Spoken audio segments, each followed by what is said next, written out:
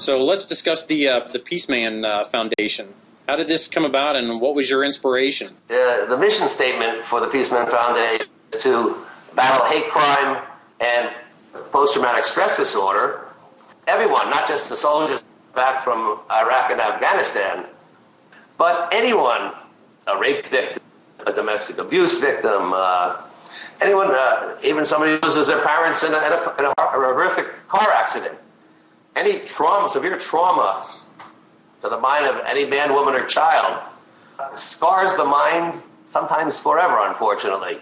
There aren't really, quote, real cures for post-traumatic stress disorder, although surprisingly enough, the most promising results done by Harvard doctors and the top doctors in Israel have shown that ecstasy is one of the greatest possible treatments for post-traumatic stress disorder.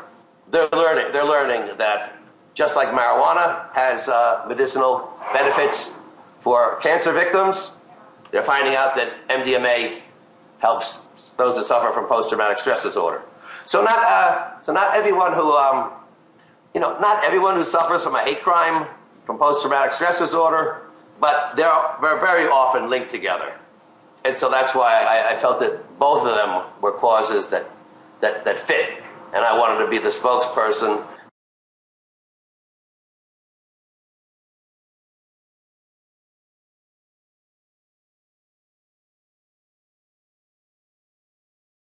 While he was never formally diagnosed as having post-traumatic stress disorder, my entire life, I know he suffered from the symptoms, whether it was nightmares in the middle of the night or flashbacks, maybe depression sometimes, occasionally. I said I had a very unique childhood. It's because of that.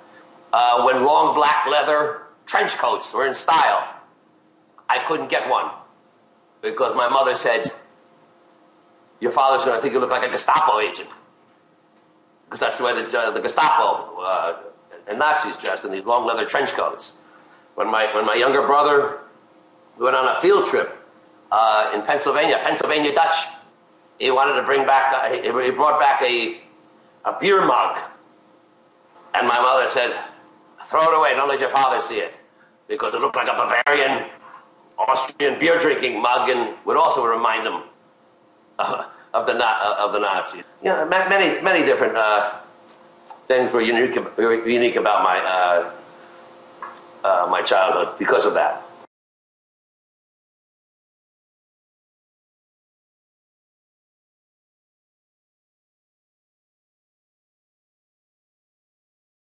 So let's also discuss a bit of what influenced you, which dates back to your father's past.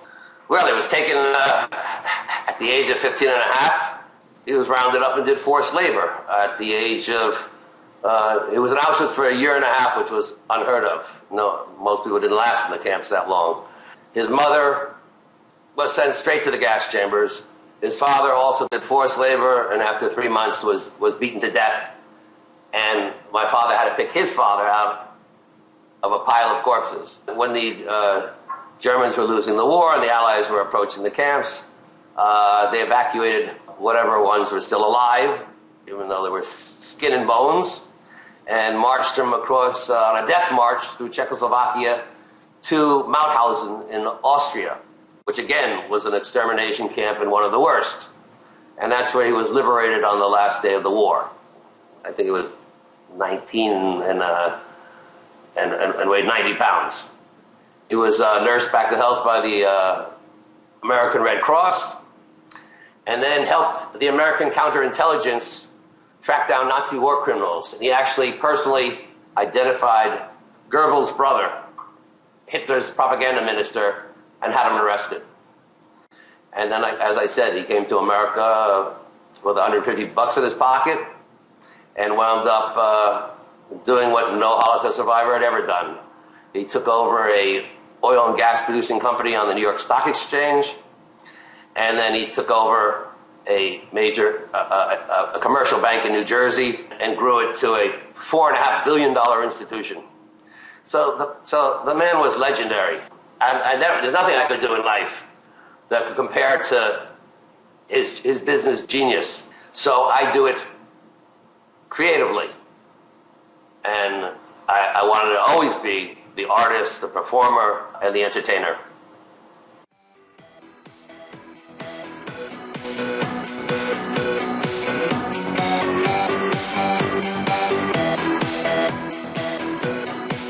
So, what final thoughts would you like to leave with us?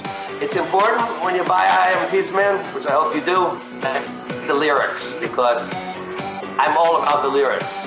While I might enjoy an electronic dub, which really contains very little or no vocals when you're dancing in the clubs, as much as the next person, that's not going to open up your mind and let you feel things, emotions, that are going to let you possibly look at something in a different light or a different way. So that's what I want people to do. I want them to read the lyrics to every song on the album because they're important lyrics, and it's been proven that words are mightier than the sword. So if they read the words, they'll see the power in music to do good.